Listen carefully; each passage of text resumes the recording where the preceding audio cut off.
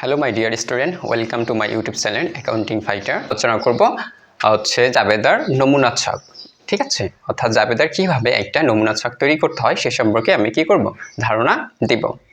তো আজকে আমাদের বেসিক নলেজ কিভাবে একটা সুন্দর করে ছক আর্ট করব, সেই ছকটা আমি তোমাদের সুন্দর করে আর্ট করে দিয়েছি। আমি তোমাদের বোঝানোর চেষ্টা করব এবং তোমরা কি করবা, সুন্দর করে বোঝার চেষ্টা করবা। তো দেখা যাক ডিয়ার স্টুডেন্ট, দেখো আমাদের প্রথমত 5টি বিষয় মনে রাখতে হবে জাবেদার ছক আঁকার জন্য বা অঙ্কন করার জন্য।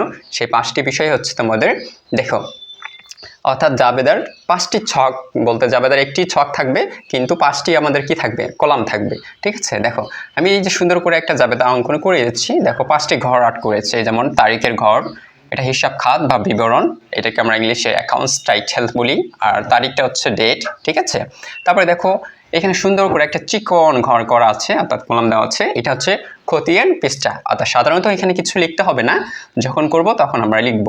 ঠিক আছে, তো আমাদের এই সুন্দর করে একটা খতিয়ান পৃষ্ঠার জন্য আমরা একটা সুন্দর করে কি করব, কলাম আর্ট করে দেব।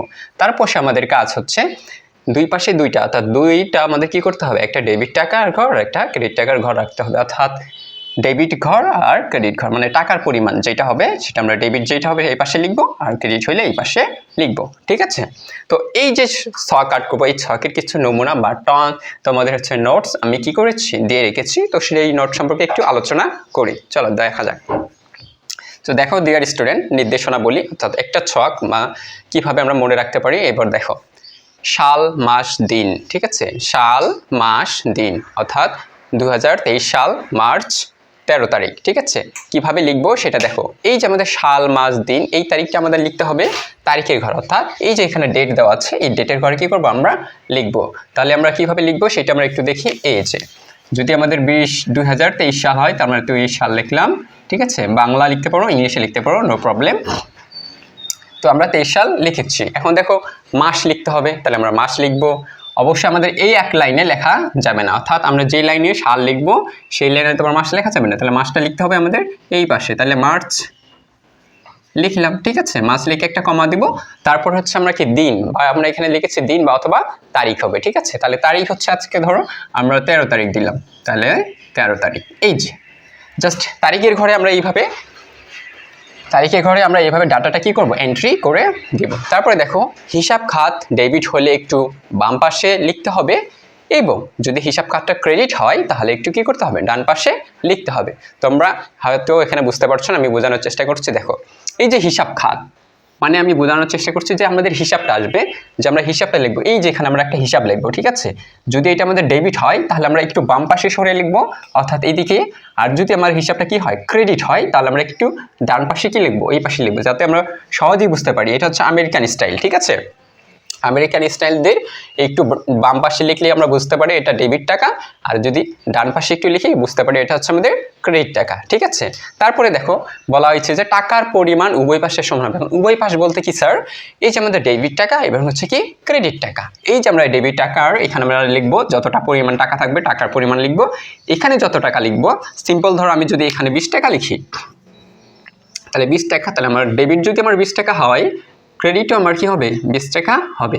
তবে এই যে আমরা হিসাব খাতটা লিখবো, এখানে যে আমি ধরো একটা হিসাব খাত লিখলাম, তাহলে এই সোজা কিন্তু আমার ডেবিট টাকা লিখতে হবে, আর এই সোজা কি করতে হবে, ক্রেডিট টাকা লিখতে হবে। অর্থাৎ যে নামের সোজা যে টাকা বা টাকার পরিমাণটা, সেই নামের সোজা আমরা সেই টাকার পরিমাণটা কি করে দেব, উঠাই দেব। ঠিক আছে, ওকে। তারপরে দেখো 4 নাম্বারের নোটসে বলা আছে প্রত্যেকটি হিসাব খাতের সংক্ষিপ্ত ব্যাখ্যা দিতে হবে। এখন দেখো ডিয়ার স্টুডেন্ট, আমরা যে হিসাব খাতগুলো এখানে লিখবো আমি তোমাদের একটু পরে দেখাবো। তো আমরা এইখানে যে হিসাব খাতগুলো লিখবো, অর্থাৎ নামগুলো আসবে। ঠিক আছে, এই নামগুলোর কি করতে হবে, একটা করে ছোট করে কি করতে হবে, সংক্ষিপ্ত ব্যাখ্যা দিতে হবে। ব্যাখ্যা দেওয়ার পর আমরা কি করব, প্রথম বন্ধনী অর্থাৎ ফার্স্ট ব্র্যাকেট দিয়ে কি করব, ক্লোজ করে দিব। ব্যাখ্যাটা আমাদের এই বন্ধনীর ভিতর দিতে হবে। ঠিক আছে, তারপরে দেখো জাবেদা ও খতিয়ান, ওকে। তারপর দেখো এবং একটি সমান্তরাল লাইন দিয়ে কি করতে, হিসাবটা বন্ধ করে দিতে হবে। এই যে আমরা প্রত্যেকটা হিসাব করব, সিম্পল দেখো আমি এখানে উদাহরণ হিসেবে লিখেছি আসবাবপত্র ক্রয় এত টাকা। এই যে আসবাবপত্র ক্রয়, যদি আমি দেখি আসবাবপত্র হিসাব এখানে দেখলাম, আর ক্রয় হিসাব এখানে দিলাম। ঠিক আছে, আসবাবপত্র দিলাম এইটা, আর নগদান হচ্ছে এইটা। তাহলে দেওয়ার পর আমার কি একটা এই তারিখের ঘটনা বা লেনদেনটা আমার এখানে কি হয়েছে, শেষ হয়ে গেছে। তাহলে এই যে আমাদের সমান্তরাল একটা কি করতে হবে, লাইন দিয়ে এই হিসাবটাকে কি করতে হবে, বন্ধ করে দিতে হবে, অর্থাৎ ক্লোজ করে দেবো। ঠিক আছে, তারপরে দেখো পণ্য ক্রয় করা হলো এত টাকা। এই যে লেনদেনটা, এই লেনদেনটাকে যখন আমরা জাবেদা করব তখন এই লেনদেনটা আমাদের এখানে তারিখ বরাবর দেবো। অবশ্যই এই লেনদেনের একটা তারিখ আছে, তখন এই তারিখটা আমরা এখানে দিয়ে দিব। দেন আমরা কি করব, এই লেনদেনের একটা জাবেদা করে দেবো। যদি এই জাবেদা আমাদের শেষ হয়ে যায় তখনই আবার কি করব, সুন্দর করে একটা ব্যাখ্যা দিব। ব্যাখ্যা দেওয়ার পর সুন্দর করে নিচে একটা সমান্তরাল লাইন টেনে এই হিসাবটাকে কি করে দেবো, আমরা ক্লোজ করে দেব। সেম টাকার পরিমাণটা কিন্তু এই লেনদেনে যত টাকা ছিল 7,000 যদি আমি বলি তাহলে এখানে 7,000, এখানেও 7,000 দিতে হবে। তো স্টুডেন্ট আমরা একটু খেয়াল করো, জাবেদা খতিয়ান সাল বরাবর শুরু করা যাবে না, মাস ও দিন বরাবর শুরু করতে হবে। আসলে এটার বিষয়টা কি, অনেক স্টুডেন্ট আছে কি করে, এই যে আমাদের সালটা আছে না, এই সাল বরাবর কি করে হিসাব শুরু করে দেয়। যেমন আমি যদি বলি এই যেখান থেকে শুরু করছি, ঠিক আছে, যেমন ক্রয় হিসাব যদি আমি লিখি, এই যে সাল, এই সাল বরাবর কিন্তু আমাদের ক্রয় হিসাব লেখা যাবে না। তো আমাদের কি করতে হবে, আমি যে সালটা লিখেছি, খেয়াল করো, আমি যে সালটা লিখেছি এই সাল বরাবর আমি কোনো তথ্য দিতে পারবো না, কি করতে পারবো না, কোনো ইনফরমেশন বা তথ্য কি করতে পারবো না, এন্ট্রি করতে পারবো না। ঠিক আছে, তাহলে আমরা লিখতে পারবো না এই সাল কি সাল বরাবর। ঠিক আছে, তাহলে আমাদের লিখতে হবে মাস অথবা তারিখ বরাবর। এই যে মাস বা তারিখ বরাবর আমরা এই সোজা কি করবো, লিখবো। তাহলে সাল বরাবর আমরা কোনো তথ্য বা এন্ট্রি, ডাটা, উৎপাদ্য বা আমরা যেটাই বলি না কেন, কোনো লেনদেন বা জাবেদা কি করতে পারবো না, এখানে দিতে পারবো না। আশা করি তোমরা এই 5টা নোটস কি করছো, বুঝতে পারছো। তারপরে দেখো জাবেদা করা হয়, আমাদের দেখা আছে জাবেদা করা হয় আসলে 2টি বিষয়ের উপর, জাবেদা করা হয় 2টি প্রতিষ্ঠানের উপর বা 2টি বিষয়ের উপর। যেমন হচ্ছে ক্রয় বিক্রয়কারী প্রতিষ্ঠানের উপর আমরা জাবেদা করে থাকি, আর একটা হচ্ছে যারা সেবা প্রদানকারী প্রতিষ্ঠানে রয়েছে তাদের উপর কি করে থাকি, জাবেদা করে থাকি। তো তোমাদের এমসিকিউ আসতে পারে যে জাবেদা করা হয় মানে কাদের উপর, হচ্ছে ক্রয় বিক্রয়কারী প্রতিষ্ঠানের উপর হতে পারে, আর একটা হচ্ছে সেবা প্রদানকারী প্রতিষ্ঠানের উপর হতে পারে। তো ডিয়ার স্টুডেন্ট একটু এক্সাম্পলগুলো দেখো যে আমরা কিভাবে জাবেদা এন্ট্রি করব।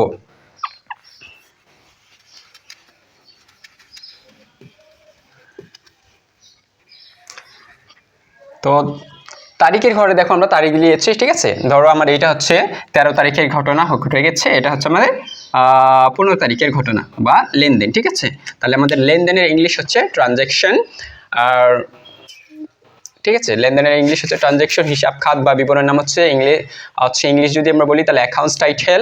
আর ডেবিট টাকা অর্থাৎ ডেবিট টাকা, ক্রেডিট টাকা হচ্ছে ক্রেডিট টাকা। এটা শর্টকাটে আমরা রূপ লিখি হচ্ছে ডিআর, আর এটা হচ্ছে সিআর। ওকে, ডিতে ডেবিট, আর টাকা লেখা হয় নাই, হয়তো ডি টাকা লিখতে হয়তো, তাহলে টিকে টাকা আর টিকে অর্থাৎ ক্রেডিট টাকা, আর হচ্ছে ডেবিট টাকা। তো দেখো এখন আমরা জাবেদা করব কি করে।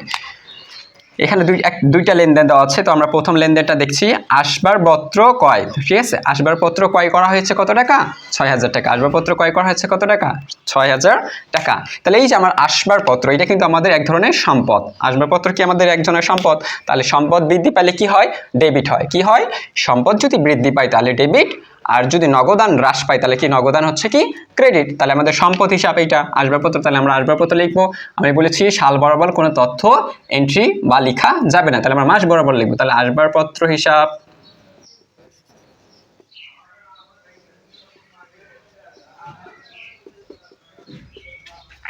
ওকে, আসবাবপত্র হিসাব আমাদের কয় হাজার টাকা, 6,000 টাকা। আমরা 6,000 টাকা কি করি, এন্ট্রি করি। হয়েছে। তারপরে দেখো এই যে আমি আসবাবপত্র ক্রয় করলাম, তাহলে আমার ক্রয় করতে হচ্ছে, আমি কিন্তু ফ্রিতে আর ক্রয় করিনি, তাই না। তাহলে আমরা ক্রয় করতে গিয়ে আমাদের নগদ টাকা কি হয়েছে, কমে গেছে, অর্থাৎ হ্রাস পেয়েছে। তাহলে নগদান হিসাব হবে কি, এই যে দেখো আমি ডেবিটটা লিখেছি, এই ডেবিটটা কিন্তু আমি বাম পাশে একটু সরিয়ে লিখেছি যাতে বোঝা যায় এটা ডেবিট হয়েছে। আর যখন আমরা ক্রেডিট লিখবো তাহলে ডান পাশে একটু সরিয়ে লিখবো। তারপর হচ্ছে কি নগদান হিসাব,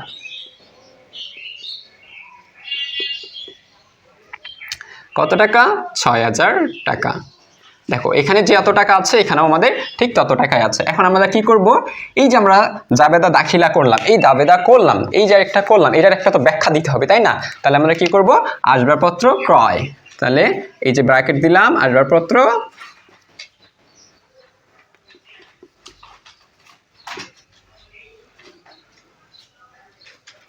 ক্রয় করা হলো।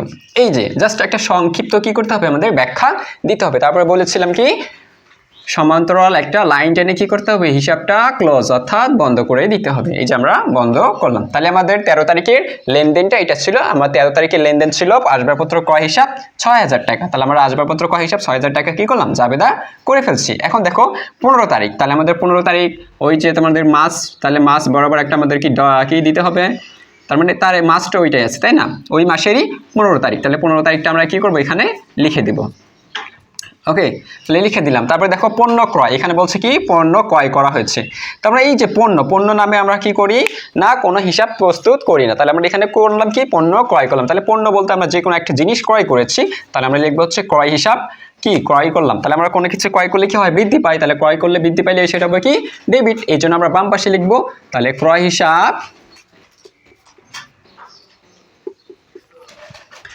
হিসাব ঠিক আছে, ক্রয় হিসাব কত হাজার টাকা, 7000 টাকা। ওকে, তারপরে দেখো এই যে ক্রয় করলাম, ক্রয় করার কারণে আমাদের কি নগদ হ্রাস পেয়েছে। তাহলে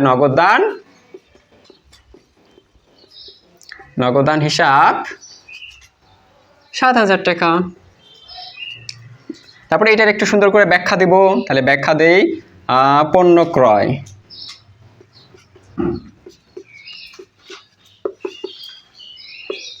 পণ্য ক্রয় করা হলো। ওকে, তারপরে এই যে আমি ক্লোজ করে দেব।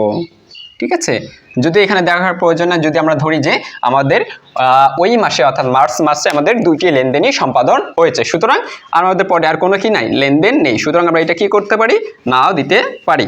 যদি লেনদেন থাকে, আরও যদি লেনদেন থাকতো, সেই ক্ষেত্রে আমাদের জাবেদার ছকটা কি করতো, আরও বড় হতো।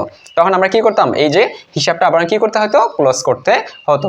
তো তোমাদের ডিয়ার স্টুডেন্ট, তোমাদের এভাবেই বলবো, যদি লেনদেনগুলো আমাদের যখন জাবেদা এন্ট্রি করব, যদি সেটা ডেবিট হবে অবশ্যই তোমরা কি করবা, বাম পাশে লিখবা। যেটা ক্রেডিট হবে সেটা অবশ্যই ডান পাশে সরিয়ে লিখবা। আর একটি করে ছোট করে কি করতে হবে, ব্যাখ্যা দিতে হবে এবং ক্লোজ করে দিতে হবে। তো আমি আবারও একটু বলছি যে আমাদের ডেটের ঘরটা সুন্দর করে এক পাশে দিবা, আর বিবরণের ঘরটা, এই যে বিবরণ রয়েছে এই ঘরটা কিন্তু একটু বড় করে দিতে হবে, আর টাকার ঘরগুলো কিন্তু ডান সাইডে একটু ছোট ছোট করে লিখলেই হবে, যাতে তুমি জানো যে কত সুন্দর করে তুমি লিখতে পারো বা কতটা বড় তোমার লেখা বা ছোট, সেই আকৃতি তুমি কি করতে পারবা, জাবেদার ছক অঙ্কন করতে পারবা। তো ডিয়ার স্টুডেন্ট, আজকে এতটুকুই আলোচনার বিষয় ছিল। আমি তোমাদের জাস্ট জাবেদার নমুনা ছক কিভাবে অঙ্কন করতে হয়, অনেকেই ভয় পায় যে স্যার জাবেদার কয়টি ছক হয়। তো আমি জাস্ট বলবো যে জাবেদার মাত্র 5টি বিষয় মনে রাখবা, হচ্ছে তারিখ, বিবরণ, ডেবিট টাকা, ক্রেডিট টাকা, আর হচ্ছে কি খতিয়ান পৃষ্ঠা। জাস্ট জাবেদার ছকে আমাদের 5টি ঘরই থাকে। তো এই বিষয়গুলো তোমরা একটু ভালো করে খেয়াল করবা, আর কখনো জাবেদার ছক কখনো কি হবে না, ভুল হবে না। তো যদি ভালো লাগে এই পর্বটা অবশ্যই তোমরা কি করবা, কমেন্ট করবা। যদি নাও ভালো লাগে তাও আমাকে কমেন্টে জানাবা। আর যদি বেশি ভালো লাগে থাকে তো অবশ্যই তোমাদের বন্ধুদের সাথে কি করবা, শেয়ার করবা, যাতে পরবর্তী ভিডিওগুলো কি করতে পারো, তোমরা অনায়াসে পেতে পারো। তো ডিয়ার স্টুডেন্ট, ভালো থাকো, সুস্থ থাকো, এই কামনায়।